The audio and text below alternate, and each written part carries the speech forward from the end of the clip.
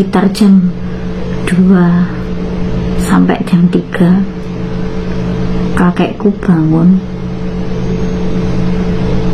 Dia ngelirik aku dan apa yang terjadi. Kakekku nyamperin keranjang aku. Jadi di saat itu posisi aku tuh tidur nyenyak ya, aku tuh tidur nyenyak, itu lagi enak-enaknya tidur.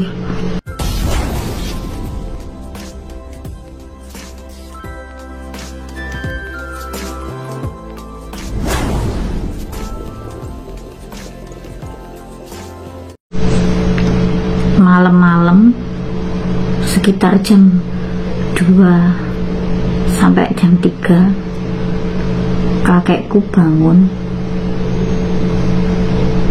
Dia ngelirik aku dan apa yang terjadi. Kakekku nyamperin keranjang aku.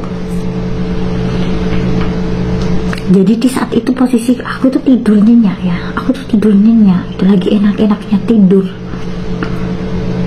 Jadi gua kaget dong gitu loh, aku kaget.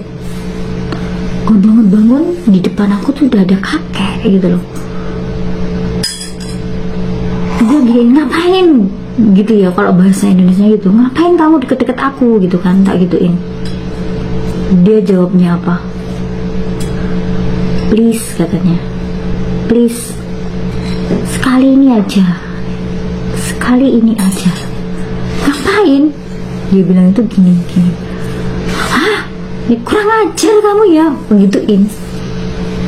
Aku itu bukan istrimu, aku itu tuh yang jaga kamu di sini, gitu. Gak boleh lah kayak gitu. Dia itu tetap gini ya, please lah, nggak apa-apa.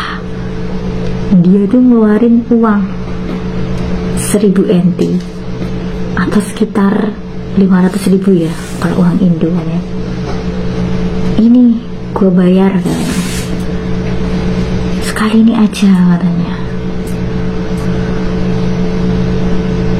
Dia tuh pakai apa ya, pakai isyarat dan juga kata-katanya itu lembut gitu. Kalau orang laki-laki merayu seorang istri gitu ya, seorang perempuan tuh kayak gitu ya, please katanya, sekali ini aja katanya gitu mbahku itu. Terus gue takut dong, akhirnya gue telepon majikan aku laki-laki. Bila itu nggak diangkat juga gitu karena di tengah malam ya. Dan akhirnya apa teman-teman, udah tak giniin aja, udah keluarin sendiri aja. Karena orang laki-laki ya paham ya kan, saya udah pernah nikah ya, jadi paham lah gitu. Udah keluarin aja sendiri kataku, jangan sama saya, aku tuh bukan istrimu. Tetap tak gituin aja ya, bisa nggak apa-apa, dimasukin, ditempelin aja katanya kayak gitu. Astaga, astagfirullahaladzim. Semenjak itu ya teman-teman, aku tidur malam itu nggak nyenyak banget gitu loh, karena takut gitu loh. Tengah malam gue enak-enakan tidur, tahu-tahu dia ngerayangin aku, dia ngapain aku. Sedangkan kalau aku tidur itu loh ya, kan kita itu capek ya kerja seharian, malam itu kadang nggak bisa tidur, tidurnya itu tengah malam. Sedangkan yang kakek kita jaga itu rata-rata itu tidurnya itu udah masih sore hari, jadi tengah malam itu dia bangun. Aku takut gitu, ya Allah nanti kalau ada kejadian kayak gini lagi tuh gimana gitu. Dan setelah kejadian itu ya teman-teman ya, besoknya kan gue laporin ya, gue ceritain ke bos aku gitu, kalau kakak itu malam-malam gini, aku tidur, dia berusaha bangunin aku terus minta gini gitu kan. Gue ceritain semuanya itu sama bos, dan akhirnya itu dikasih tahu sama bos bahwa nggak boleh lah, Ati itu jaga kamu tuh nggak boleh kayak gitu. Dan akhirnya itu dia takut ya sama anaknya itu, dia takut. Akhirnya dia 2 bulan itu dia udah nggak gitu lagi. Nah tetap aja aku was-was teman-teman, dia punya pikiran kan, siapa tahu dia itu kumat lagi lah kayak gitu ya. Itu kan berarti namanya nafsu ya seorang laki-laki ya. Dan akhirnya ya bener teman-teman, setelah 2 bulan itu dia kayak gitu lagi.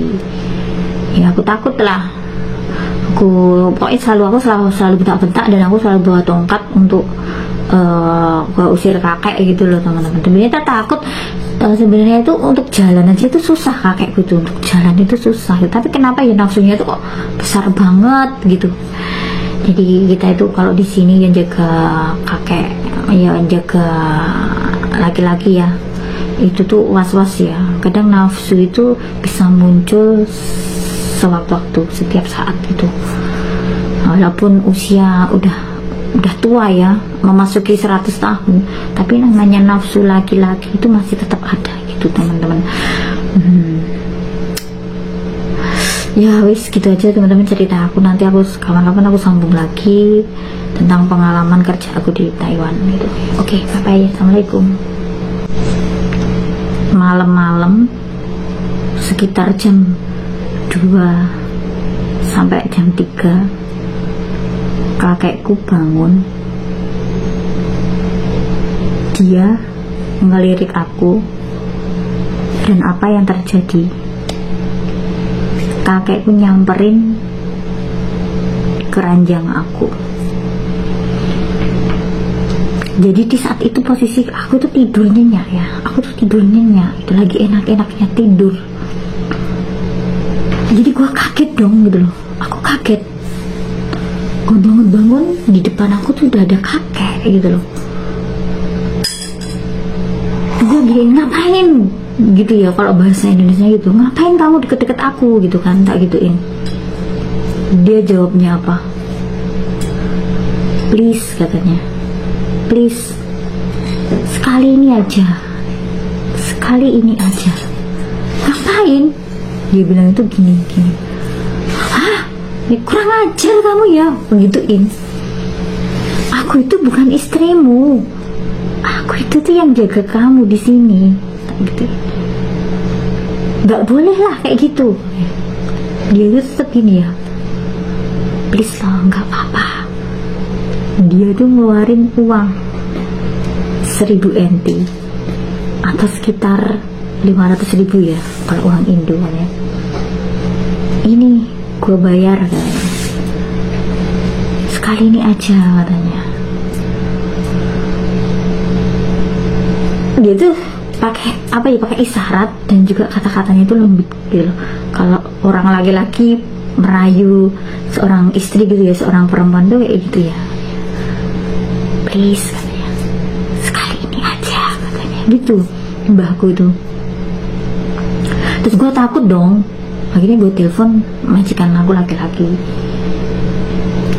Dilala itu nggak diangkat juga gitu, karena tengah malam ya. Dan akhirnya apa teman-teman? Udah tak giniin aja, udah keluarin sendiri aja. Karena orang laki-laki ya paham ya kan, saya udah pernah nikah ya, jadi paham lah gitu. Udah keluarin aja sendiri, kataku. Jangan sama saya, aku tuh bukan istrimu, tetap tak gituin aja ya. Bisa nggak apa-apa, dimasukin, ditempelin aja, katanya kayak gitu. Astaga, astagfirullahaladzim. Semenjak itu ya teman-teman, aku tidur malam itu nggak nyenyak banget gitu loh, karena takut gitu loh. Tengah malam gue enak-enakan tidur, tak tahu dia ngerayangin aku, dia ngapain aku. Sedangkan kalau aku tidur itu loh ya, kan kita itu capek ya kerja seharian, malam itu kadang nggak bisa tidurnya itu tengah malam.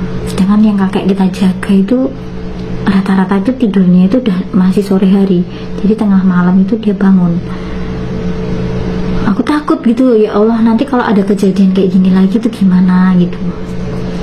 Dan setelah kejadian itu ya teman-teman ya, besoknya kan gue laporin ya, gue ceritain ke bos aku gitu, kalau kakak itu malam-malam gini, aku tidur, dia berusaha bangunin aku, terus minta gini gitu kan. Gue ceritain semuanya itu sama bos, dan akhirnya itu dikasih tahu sama bos bahwa nggak boleh lah, Ati itu jaga kamu tuh nggak boleh kayak gitu.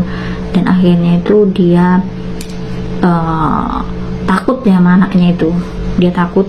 Akhirnya dia udah 2 bulan itu dia udah nggak gitu lagi. Nah tetap aja aku was-was teman-teman, dia punya pikiran kan, siapa tahu dia itu kumat lagi lah kayak gitu ya. Itu kan berarti namanya nafsu ya seorang laki-laki ya. Dan akhirnya ya bener teman-teman, setelah 2 bulan itu dia kayak gitu lagi. Ya aku takut lah, aku pokoknya aku selalu bentak-bentak, dan aku selalu bawa tongkat untuk usir kakek gitu loh teman-teman. Sebenarnya takut, sebenarnya itu untuk jalan aja itu susah kakek gitu, untuk jalan itu susah, tapi kenapa ya nafsunya itu kok besar banget gitu. Jadi kita itu kalau di sini yang jaga kakek ya, jaga laki-laki ya, itu tuh was-was ya. Kadang nafsu itu bisa muncul sewaktu-waktu, setiap saat gitu.